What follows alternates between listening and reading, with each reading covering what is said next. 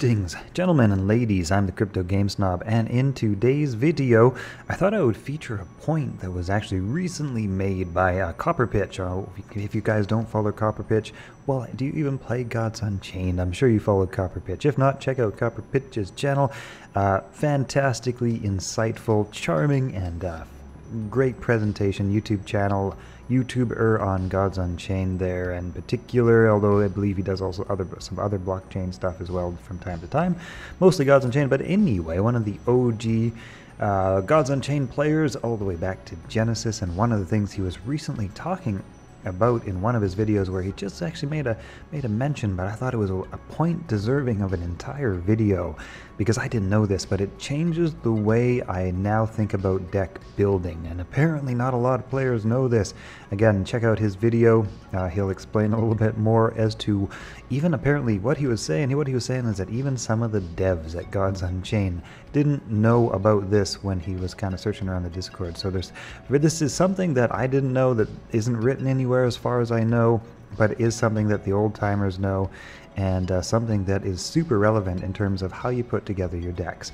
Okay, when it comes to the mulligan, when it comes to choosing your cards initially in the game, you're given a choice of 3 cards to send one away, send one out of your deck.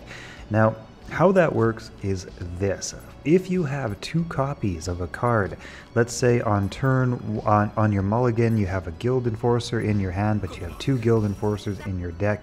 If you decide to send back 1 Guild Enforcer during the mulligan, you basically send back both of your Guild Enforcers, right? So you won't get another Guild Enforcer for your card draw options on your starting hand. If you have 2 Sudden Blooms in your hand and you send back one of them, then you're sending back both of them. And since you have, so why is this relevant? This is relevant because if you have 15 cards in your hand, 15 unique cards in your hand, if you have duplicates of everything and you're trying to specifically get one card in particular for your opening hand, and this deck is a great example of that. This is my Moonlight Madness deck, which uses the Moonlight Charm to great effect in early game. You want this in your early starting hand.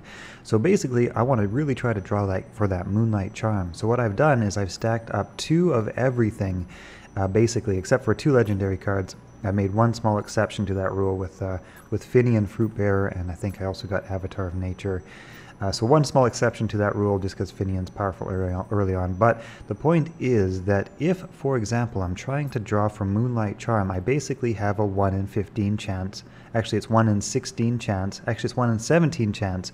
But you can see how your odds get worse and worse every time you put in a card which isn't doubled, right? So for example, if I only had 15 unique cards, if I dropped Finian and if I dropped Avatar of Nature and I put in, instead I put in 2 low-hanging fruits, let's pretend I did that, okay? Then I would have a 1 in 15 chance of drawing Moonlight Charm, basically with every draw of the card, every draw from my deck. So if during your initial mulligan you get to draw 3 cards, right, and then you get to send 3 to 4 back. I think it's 3 if you're turn 1 and 4 if you're turn 2, I believe. So you're basically drawing 6 to 7 cards where you're trying to get that Moonlight Charm, and if you only have 15 unique cards in your deck, you've got like a 45% chance of drawing that Moonlight Charm just by making sure you have doubles of everything, and by sending back anything that you have a double of sends back both copies of it, and you can't get that again in your starting hand choices. So that is the one thing that is actually really key and important to certain deck building options, because like I say, if you're really trying to get certain specific cards in your starting hand, you want to try to double up all of the cards that you have in your hand so that when you send 1 back, it sends 2 back, and you increase your statistics of getting the one thing that you're looking for by a dramatic amount, right? So 1 in 15 chance is way better than a 1 in 17 chance. Well, quite a bit better, right?